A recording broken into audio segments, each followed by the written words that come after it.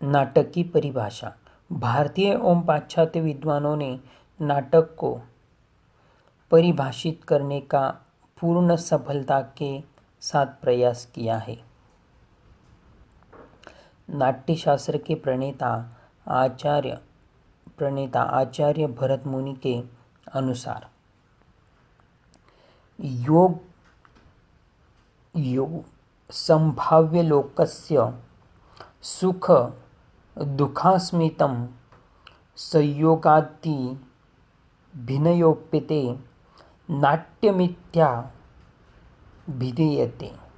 अर्थात जिस साहित्यिक अभिनय विधा में स्वभाव से ही लोक जीवन का सुख दुख समन्वित रहा करता है और जिसका अंगों आदि से अभिनय किया जाता है उसे नाटक कहते हैं।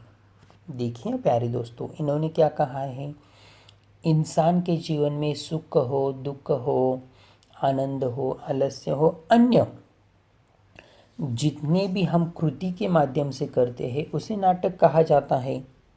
इससे स्पष्ट है कि नाटक का संबंध लोक जीवन के समग्र अंतर्बाह्य रूपों से रहा करता है और वह अपने रूपाकार में प्रदर्शन या अभिनय की वस्तु है। प्यारे दोस्तों, और एक हम परिभाषा देखेंगे और आगे जाएंगे। आचार्य अभिनव गुप्त ने कुछ इस प्रकार से ही नाटक की परिभाषा करने का प्रयत्न किया है। वह कहते हैं, नाटक वह दृश्य काव्य है जो प्रत्यक्ष कल्पना एवं अध्यासाय का विषय बनकर सत्य असत्य से समन्वित विश्लेषण रूप में व्यक्त होकर सर्वसाधारण को आनंद आदि प्रदान करता है। इससे यह स्पष्ट है कि जीवन की अभिनय अभिव्यक्ति ही नाटक है। संस्कृत के अन्य विद्वान आचार्य महिभट्ट ने नाटक के संदर्भ में कहा है कि जब काव्य को गीतादि से रंजित करने नए द्वार उसके अभिनय या प्रदर्शन किया जाता है तो उसे नाटक कहते हैं। यहाँ एक बात विचारणीय है कि महिभट्ट गीतादि से रंजित नए के व्यापार को नाटक कहते हैं, परंतु वर्तमान नाटकों में गीत को रसानुस्वाद या अभिवृत्ति बिंब में पाकर माना जाता है। यहाँ पर इन्होंने कुछ नया बताया है कि संगीत के साथ नाटक को जोड़ा जाए। तो प्यारे दोस्तों, ऐसे अन्य आचार्यों ने भी अपने अपने मत को इस परिभाषा से व्यक्त करने का प्रयास किया है, लेकिन मुख्य तौर पर अगर हम कहेंगे तो किसी भी वस्तु की किसी भी चीज़ की परिभाषा निश्चित रूप से नहीं हो सकती। यहाँ तक कि अगर हमें भी खुद देखा जाए कि कहा जाए कि तुम्हारे जीवन की तुम एक निश्चित परिभाषा बनाओ, तो हम बना सकते हैं क्या? नहीं बना सकते। तो पाश्चात्य विद्वान निकल ने कहा है कि drama is a coffee of life mirror, यानी कि ड्रामा नाटक यह कॉफ़ी, यानी कि हम कॉफ़ी करते दूसरों का देखकर हम उसे करते, लाइफ यानी कि जीवन में मिरर की तरह, मिरर यानी कि आईने की तरह।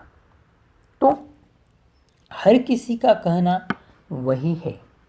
शेक्सपियर ने भी नाटक को जीवन का दर्पण मानते हुए कहा था, दर्पण आईना मानते हुए कहा था कि स्वभाव रूप बिंब युग आकृति तथा उसके प्रभाव को बिंबित करने वाला दर्पण ही नाटक है।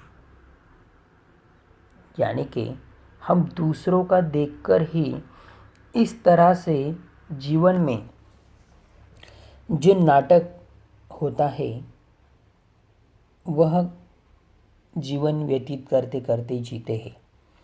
इसका अंतिम में एक उदाहरण बताना चाहूँगा और नाटक के तत्व इस इकाई के और हम बिंदु की ओर हम बढ़ेंगे। अगर हमारे घर में छोटा सा नन्हा सा शिशु हो तो वह देखिए अनुकरण प्रिय होता है। जैसे बड़े करते हैं वैसा वो करने का प्रयास करता है। अगर किसी ने किसी को मीठे शब्दों में बोलने का प्रयास किया तो वह भी तोतले तोतले शब्दों में मीठा बोलने का प्रयास करता है।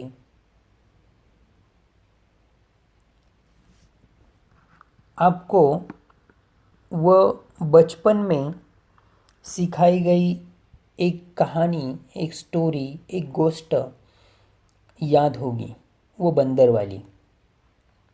जब बंदर एक टोपी बेचने वाला होता है, वह रास्ते से निकल पड़ता है।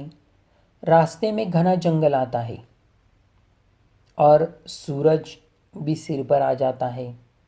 सूरज की चौधरी बड़ी तेज़ होती है, इसीलिए टोपी वाला कहता है कि इतनी सुंदर छाह है, कितना घना जंगल है, क्यों ना मैं थोड़ी देर के लिए विश्रांति कर लूँ। और वह एक आम के पेड़ के नीचे सो जाता है। जब उसे नींद आती है तो बंदर आकर उसकी सभी टोपियाँ लेकर पेड़ पर चले जाते हैं। जब टोपी वाले की नींद टूटती है तो वह देखता है कि मेरी टोपियाँ कहाँ गई, कहाँ गई। वह इधर उधर देखता है, लेकिन अचानक ही ऊपर से आम गिरता है तो उसकी नज़र ऊपर जाती है तो देखता है कि सभी बंदरों ने मेरी टोपियाँ पहन ली। फिर उसे गुस्सा आता है। फिर वह गुस्से में उस बंदरों को पत्थर मारने लगता है। बंदर भी बदले में उसे आम फेंक कर मारते हैं। फिर वो परेशान हो जाता है, क्या किया जाए, क्या किया जाए। फिर वहाँ पर बताने का दायरा यही है कि जैसे हम कृति करते हैं नाटक के माध्यम से, वैसे भी छोटे बच्चे या अन्य पशु नाटक करते हैं। तो आगे क्या हुआ, टोपी वाला परेशान हो गया और उसने खुद के सिर पर जो टोपी थी परेशानी में उठा सिर से निकालकर नीचे ज़मीन पर पटक दी और नीचे बैठ गया। बंदरों ने भी वैसा ही किया। खुद के सिर पर उन्होंने जो टोपियाँ पहनी थी वह टोपियाँ निकाली और ज़मीन पर फेंक दी। फिर टोपी वाला चकित हो गया। उसने झट से सभी टोपियों को एकत्रित किया, एक पोटली में बांधा और निकल पड़ा। दोस्तों, हमें इस स्टोरी से यही सीख लेनी है कि बंदरों ने भी क्या किया, अनुकरण किया। किसका? नाटक का। तो चलिए प्यारे दोस्तों, अगले इकाई में हम नाटक के तत्व इस बिंदु की ओर बढ़ते हैं।